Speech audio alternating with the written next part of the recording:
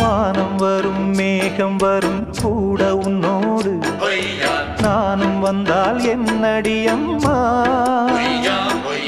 தென்மதுரை சேரும் வரை ஆண் துணையாக ஏழை என்னை ஏற்றுக்கொள்ளம்மா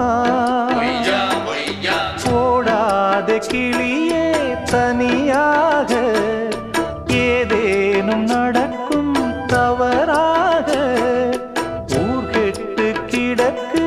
பொதுவாக ஒன்றாக நடப்போம் மெதுவாக